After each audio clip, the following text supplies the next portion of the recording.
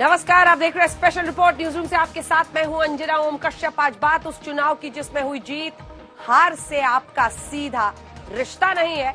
देश के आम वोटरों ने जिस इलेक्शन में वोट नहीं डाला, लेकिन देश की सबसे पुरानी पार्टी में हुए अध्यक्ष पद के चुनाव के परिणाम आ गए हैं।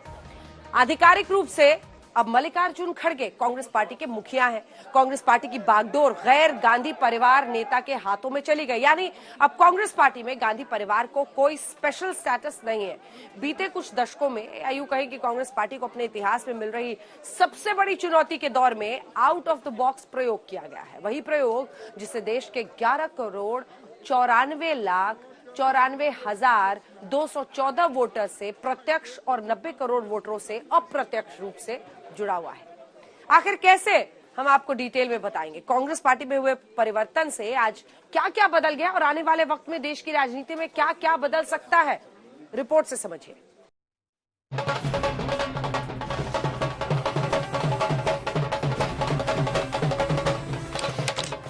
Sri Mallikarjun Kharge elected as the President of Indian National Congress.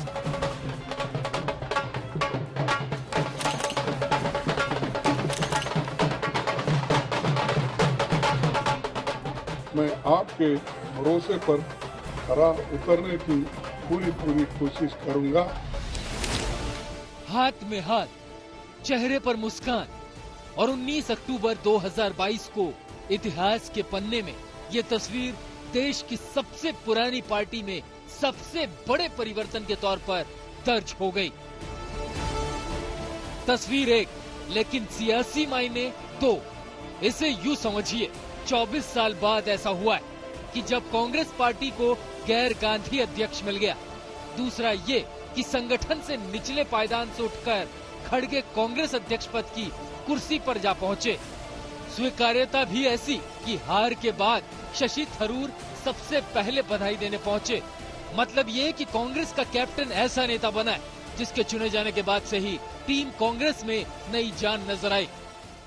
मेरे साथी श्री शशि थरूर को भी शुभकामना देता हूं, क्योंकि ये चुनाव में हम एक प्रतिनिधि के रूप में हम और वो खड़े थे, लेकिन चुनाव बहुत अच्छा चला। ये तो एक डेमोक्रेटिक प्रोसेस है, हमको मिलकर काम करना है, ये कहा, तो इसलिए मुझे बड़ी खुशी होती है। उनको भी मैं धन्यवाद देता हूं। इस तस्वीर को भी गौर से देख लीजिए। वोटिंग के दिन सोनिया गांधी ने कहा था, इसी वक्त का उन्हें इंतजार था।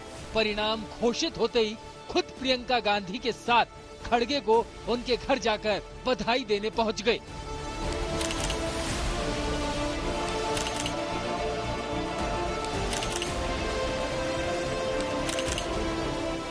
कांग्रेस पार्टी के अध्यक्ष मल्लिकार्जुन खड़गे यहाँ पे पूर्व अध्यक्ष को जो है अलविदा करते हुए, और अब सोनिया गांधी जब यहाँ से निकलेंगी, एक लंबा कार्यकाल, एक लंबा सफर सोनिया गांधी का रहा। और यहाँ पे जब सोनिया गांधी निकल रही हैं तो अपने आप में इसके कई सियासी मायने, लगातार पार्टी के बड़े नेता यहाँ पे मौजूद रहे हैं। कांग्रेस प्रेसिडेंट मल्लिकार्जुन खड़गे का परिचय सिर्फ इतना नहीं है कि 50 साल का राजनीतिक करियर है, 12 चुनाव जीते। अब एक नया रिकॉर्ड भी उनके नाम दर्ज हो गया है। दरअसल कांग्रेस अध्यक्ष के मैच में खड़गे का स्ट्राइक रेट और विनिंग रेट दोनों गजब के हैं। मल्लिकार्जुन खड़गे ने शशि थरूर को 6,825 वोटों से हराया। उन्हें 7,897 वोट मिले, जबकि शशि थरूर को सिर्फ 1,072 वोट ही मिल सके। करीब 90% वोट खड़गे के पाले में गए। खड़गे सभा चुनाव जीते हैं, लेकिन इस चुनाव से कांग्रेस और मजबूत होकर उभरेगी। तमाम डेलीगेट्स, मतदाता, कार्यकर्ता, प्रस्तावक सब एकजुट होकर काम करेंगे और खड़गे साहब के नेतृत्व में हम सब आगे चुनौतियों का सामना करेंगे। आज चाहिए था जो पूरी तरीके से अनुभव समेटे हो, 50 साल का, अनुसूचित जात के थे और उनके पास एक प्रबल अनुभव था, इसलिए मुझे मालूम था वो जीतेंगे। मैं प्रस्ताव करूंगा। खड़गे के रूप में कांग्रेस अध्यक्ष बदलने का मतलब आपको बताते हैं। आपको क्रिकेट के नियम पता होंगे। कई टीम मैदान में मैच खेलती है। ग्राउंड पर फैसला टीम का कैप्टन लेता है। पिछले 24 वर्षों में टीम कांग्रेस की कमान गांधी परिवार के पास थी, यानी गांधी परिवार ही टीम का कैप्टन था। लेकिन अब खड़गे टीम कांग्रेस के नए कैप्टन हैं। सियासी ग्राउंड पर अब खड़गे ही टीम कांग्रेस के फैसले करेंगे। खड़गे की अगुवाई में ही कांग्रेस की टीम सारे मैच खेलेगी, जैसे हिमाचल प्रदेश का मैच, गुजरात का मैच, कर्नाटक का मैच और भी दूसरे राज्यों में होने वाले मैच, और फाइनल मैच यानी 2024 का इलेक्शन, जहां पर टीम कांग्रेस का सबसे बड़ा मुकाबला टीम मोदी से होगा। यानी खड़गे को अपने ट्रैक रिकॉर्ड के हिसाब से टीम कांग्रेस की रणनीति बनानी होगी। टीम कांग्रेस की कप्तानी हाथ में आई तो भारत जोड़ो यात्रा में शामिल राहुल ने भी यही कहा कि अब वो टीम के खिलाड़ी हैं और कैप्टन का आदेश मानेंगे। That's for the new president to decide. So will you be reporting to the new president? Obviously, the Congress president is the supreme authority in the Congress party, and every Congress member reports to that person. 2014 से लेकर अब तक गांधी परिवार की captaincy में कांग्रेस का performance बहुत खराब ही रहा है। 2019 के बाद ही टीम कांग्रेस के कैप्टन की वैकेंसी खाली थी। अब टीम को नया कप्तान मिल गया है। टीम के खिलाड़ियों का यही दावा है कि उनका जोश और खड़गे जैसे सीनियर लीडर का होश सियासी मैदान में हारी हुई बाजी भी जिता देगा। लेकिन इस दावे का इम्तिहान कसौटी पर परखा जाएगा, जहां सियासी मैच टीम कांग्रेस को जीतने होंगे। मौसमी सिंह के साथ ब्यूरो रिपोर्ट, आज तक।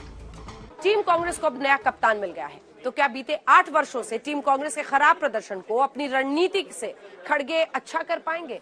क्या है टीम कांग्रेस के नए कैप्टन खड़गे के सामने चुनौती? देखिए।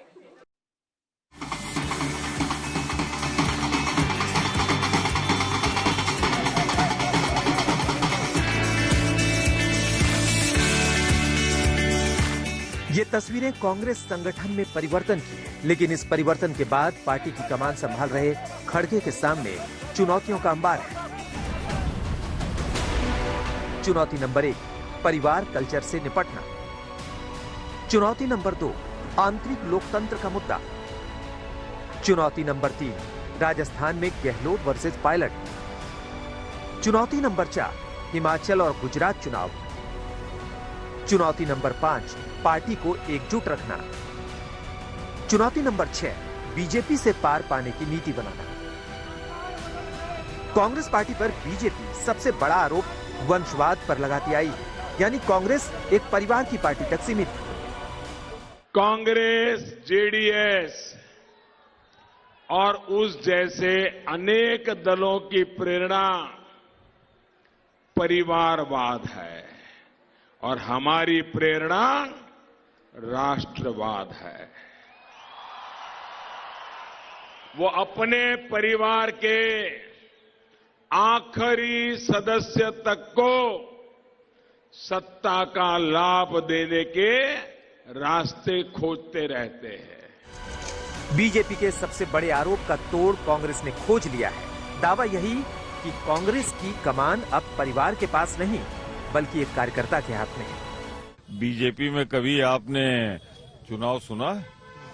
अभी नड्डा साहब का कार्यकाल 2 साल के लिए बढ़ गया, तो बढ़ गया। कई चुनाव सुना आपने? तो चुनाव होते थे, मनोनयन कभी नहीं हुआ। हाँ, जब कोई दूसरा उम्मीदवार होता है तो चुनाव। ये सवाल उन लोगों पर लागू होता है जिनके यहाँ कोई चुनाव ही नहीं होता। वो किसकी रबर स्टैंप है? उनको बनाया किसने? हम तो नड्डा जी से पूछते हैं। एक्सटेंशन तो आपने ले ली, जवाब तो दीजिए लोगों को कि आपको वोट किसने दिया था।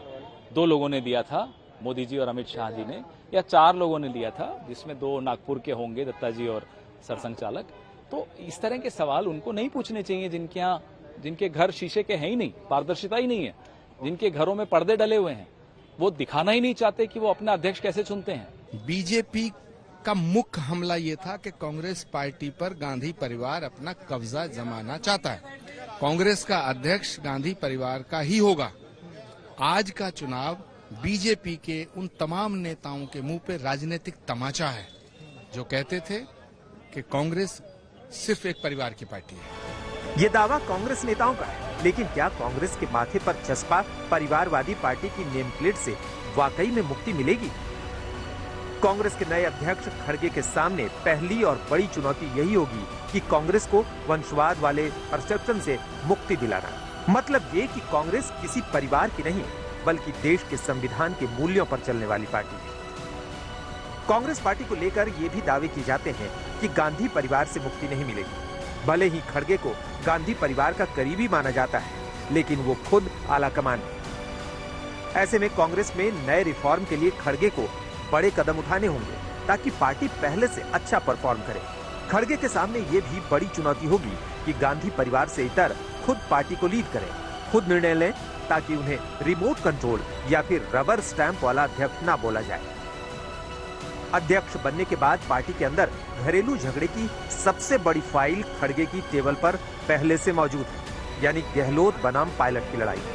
दरअसल आला कमान ने राजस्थान का विवाद सुलझाने के लिए खड़गे और माकन को भेजा था, लेकिन टीम गहलोत ने दोनों को बैरंग लौटा दिया था। पार्टी की खूब जगहसाई हुई थी। विधायकों ने आला कमान के खिलाफ मोर्चा खोल दिया था। अब भी गहलोत इशारे इशारे में पायलट पर निशाने साधने से पीछे नहीं हटते। अब इस विवाद का सॉल्यूशन निकालना खड़गे के लिए किसी चुनौती से कम नहीं। तमाम वो लोग हैं जो कि 28, 29, 30 साल के 32 साल के थे, उनको आज 40 साल से ये तमाम पोस्टों पे पद मिल रहे हैं, मौके मिल रहे हैं। ये गांधी परिवार ने दिया था, उन्होंने विश्वास किया हम पे। कांग्रेस ने दिया था, क्योंकि कांग्रेस विचारधारा के लिए हम लोग प्रतिबद्ध हैं। ऑप्शन मिला हम लोगों को। क्या आज इनको मौका मिल गया? पहली बार जीते थे मौका मिल गया कई लोगों को, कई लोग दूसरी बार जीते मौका मिल गया, तो क्या इनको सब्र नहीं करना चाहिए था? हम समझते हैं कि ये चुनाव ज्यादा महत्वपूर्ण है, ना कि व्यक्ति विशेष। जो भी हो हम सब मिलकर काम करें। और मैंने पहले भी कहा, दोबारा दोहरा रहा हूँ, हमारा एक ही लक्ष्य है कि बार बार हम सरकार बनाते हैं लेकिन रिपीट नहीं कर पाते हैं। कोई ना कोई तो कारण होंगे ना। उसके पिछले 25 साल में सरकार 2 बार बनी है, 2 बार हम बुरी तरह हारे हैं। इस बार हम लोग चाहते हैं सरकार बने। कैसे बननी है उसको AICC हम सब मिलकर काम करेंगे और हमारा एक ही लक्ष्य है, सरकार दोबारा रिपीट रहे। सिर्फ संगठन के अंदर खड़गे को खुद को 20 साबित करना नहीं है, बल्कि सियासी मैच में भी खड़गे को विरोधी टीम को हराना है। खड़गे उस वक्त अध्यक्ष बने हैं जब गुजरात और हिमाचल में चुनाव है। दोनों ही राज्यों में खड़गे को कांग्रेस के स्कोर कार्ड को ऊपर उठाना है। मैच जीते या नहीं, पर टीम कांग्रेस के स्कोर कार्ड को सुधारना है। बड़ी बात यह है कि अगले साल कर्नाटक में भी चुनाव, वही सियासी मैदान जहां से टीम कांग्रेस के ओपनर बैट्समैन खड़गे रहे हैं। अब टीम कांग्रेस की कमान संभालने के बाद अपने होम ग्राउंड में कमाल दिखाना होगा। ऐसी ही तमाम चुनौतियों से पार पाते हुए खड़गे को 2024 का फाइनल मैच खेलना है। आज तक ब्यूरो। और अब आपको दिखाते हैं कि गुजरात दौरे पर कैसे प्रधानमंत्री मोदी ने एक तीर से 2 शिकार किए। जी हां, पीएम मोदी ने गुजरात में आज मिशन स्कूल्स एक्सीलेंस की शुरुआत की। ये दिखाया कि गुजरात के बच्चे अब स्मार्ट क्लासरूम और हाईटेक ब्लैक बोर्ड्स पर पढ़ेंगे। गुजरात के साथ साथ प्रधानमंत्री मोदी ने देश में पीएम श्री स्कूलों की भी घोषणा की। अब इसे सियासी चश्मे से देखा जाए तो यह आम आदमी पार्टी पर जोरदार प्रहार है, क्योंकि गुजरात में आम आदमी पार्टी दिल्ली के स्कूल मॉडल की तगड़ी मार्केटिंग कर रही है। खुद शिक्षा मंत्री मनीष सिसोदिया गुजरात में चुनाव प्रचार कर रहे हैं। तो आइए देखते हैं ये स्पेशल रिपोर्ट। गुजरात में 1.25 लाख से अधिक नए क्लासरूम बने। हर 4 किलोमीटर पर एक शानदार सरकारी स्कूल ऐसा खड़ा किया जाएगा जो प्राइवेट से भी बेहतर होगा। क्या गुजरात चुनाव में मुद्दे बदल रहे हैं?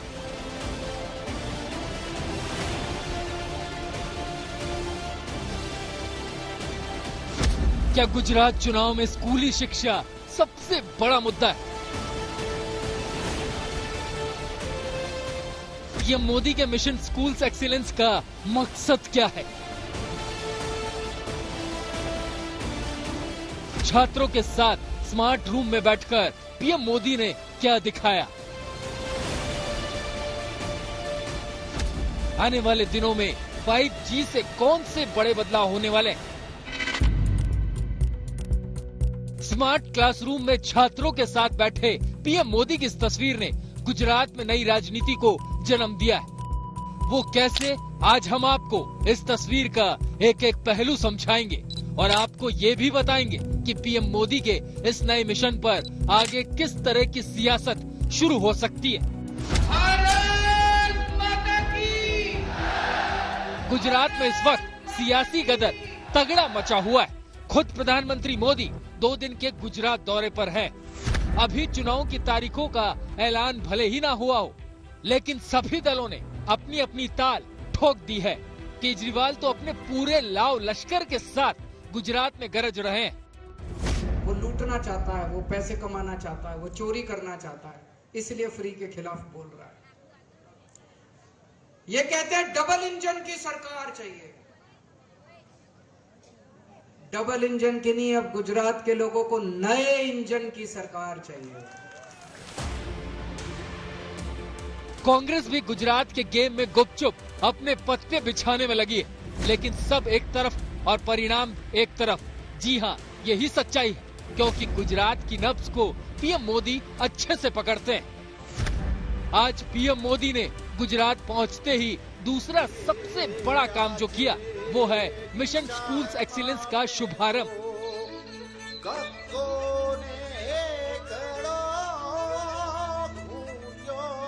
यह अभियान 10,000 करोड़ रुपए की लागत से शुरू किया गया है।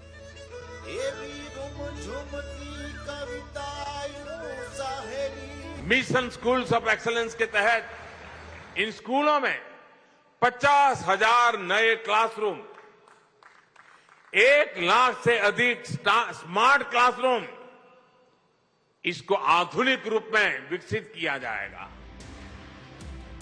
सिर्फ यही नहीं, पीएम मोदी ने गुजरात की जमीन पर खड़े होकर देश भर में PM Shri school pilot project की भी घोषणा की और बताया कि इस पायलट प्रोजेक्ट पर 27,000 करोड़ रुपए खर्च किए जाएंगे। केंद्र सरकार ने पूरे देश में 14,500 से अधिक पीएम श्री स्कूल बनाने का भी फैसला किया। ये पायलट प्रोजेक्ट है। हिंदुस्तान के अलग अलग कोनों में इसका शुरुआत होगी, उसको मॉनिटरिंग किया जाएगा। केंद्र सरकार इस योजना पर 27,000 करोड़ रुपए खर्च करने जा रहे हैं। ये पूरा देश जानता है कि पीएम मोदी जो करते हैं वो सबसे अलग, सबसे जुदा होता है।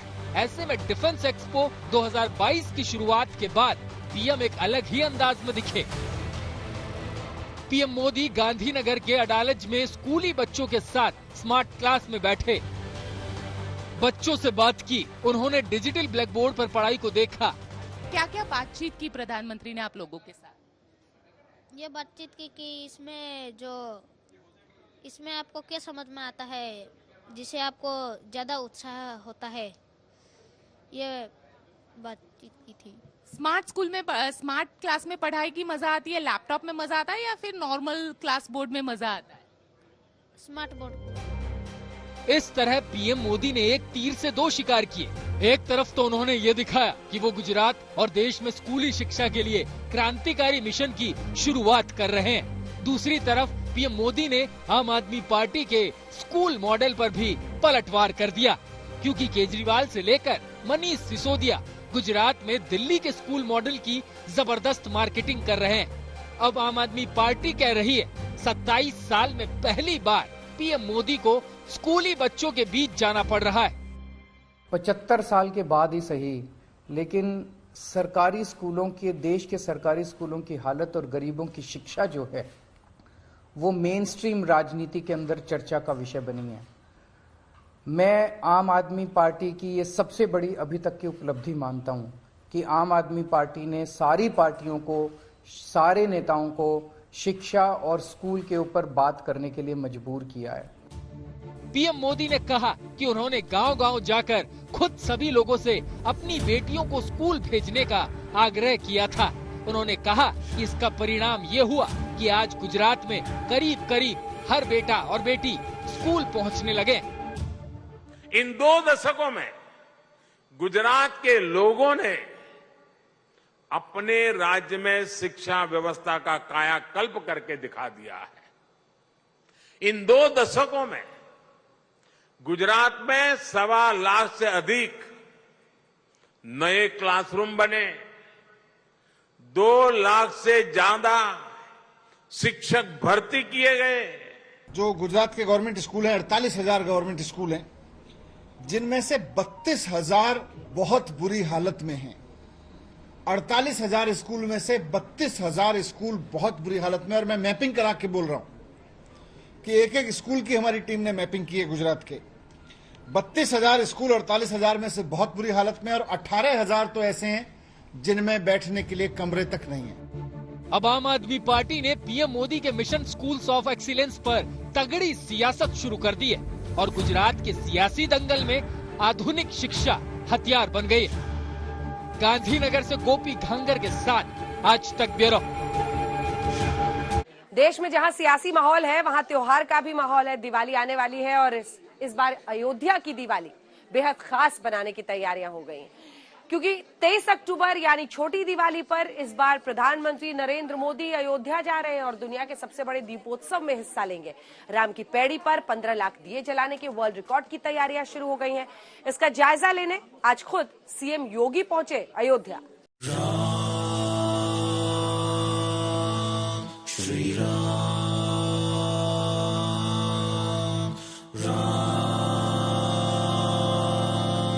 श्री राम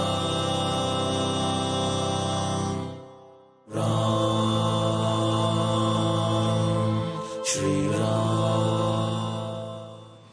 भगवान राम की नगरी अयोध्या सज रही है। छोटी दिवाली पर दीपोत्सव की तैयारियां जबरदस्त चल रही हैं, क्योंकि इस बार अयोध्या की दिवाली दिव्य और भव्य होने वाली है। 23 अक्टूबर को प्रधानमंत्री मोदी अयोध्या जा रहे हैं और उससे पहले खुद योगी आदित्यनाथ तैयारियों का जायजा लेने आए हैं। ओपन रहेगा या तो क्योंकि धूप तेज रहेगी, उस स्थितियों में क्या करेंगे? 109 सीढ़ी नुमा जो बने हुए हैं, इसमें क्या क्या और ऊपर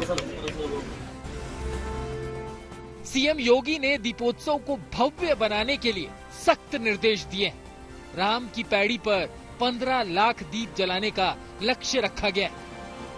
हमारी मौजूदगी अब उस राम की पैड़ी पर है जो 23 तारीख को इतिहास रचने वाली है। 17 लाख दिए जलने वाले हैं सरयू घाट प्लस इस राम की पैड़ी को मिलाकर। उससे पहले तैयारियां जो हैं वो शुरू हो गई हैं। आप मेरे पीछे अगर देखेंगे तो साफ सफाई का काम यहाँ पर शुरू हो गया है। जो घास यहाँ पर आप देखेंगे, जो ज्यादा निकली घास थी उसको हटाने का यहाँ पर काम चल रहा है। और पीछे देखेंगे तो आप देखेंगे कि तस्वीरें कि किस तरह से साफ सफाई का काम पूरे पैड़ी को साफ किया जा रहा है। अब आप अगर इस तरफ आएंगे तो आपको यहाँ पर कई सारे दिखेंगे बोर्ड्स लगे हुए हैं, आपको कई सारी कलाकृतियां दिखेंगी। थोड़ा आगे देखेंगे तो आपको प्रोजेक्टर नजर आएंगे। प्रोजेक्टर के जरिए यहाँ पर लेजर का शो होना है, जहां पर प्रधानमंत्री नरेंद्र मोदी भी आने वाले हैं और सीएम योगी आदित्यनाथ भी रहेंगे। तो ये पूरी तैयारियां यहाँ पर करी गई। हालांकि अभी दीप जलाने का रिहर्सल भी होना है। जो वॉलंटियर्स हैं, जो बड़ी संख्या में बच्चे हैं तमाम कॉलेजेस के, वो भी यहाँ पर आएंगे और कहीं ना कहीं पार्टिसिपेट करेंगे। अब आपको अयोध्या में पीएम मोदी का पूरा प्रोग्राम दिखाते हैं। पीएम मोदी 23 अक्टूबर को शाम 5 बजे रामलला के दर्शन करेंगे। इसके बाद श्री राम जन्मभूमि तीर्थ क्षेत्र साइट का अवलोकन करेंगे। 5:40 पर श्री राम कथा पार्क में भगवान श्री राम के राज्याभिषेक के साक्षी बनेंगे। 6:30 बजे सरयू जी के नए घाट पर आरती के कार्यक्रम में हिस्सा लेंगे। 6:40 पर राम जी की पैड़ी पर दीपोत्सव में हिस्सा लेंगे। 7:30 बजे ग्रीन और डिजिटल आतिशबाजी देखेंगे। इस बार अयोध्या की दिवाली को खास बनाने के लिए रामलीलाओं के मंचन को 7 मंचों में बांटा गया है। विदेशी कलाकार भी आ रहे हैं। अलग अलग राज्यों के लोक कलाकार भी होंगे।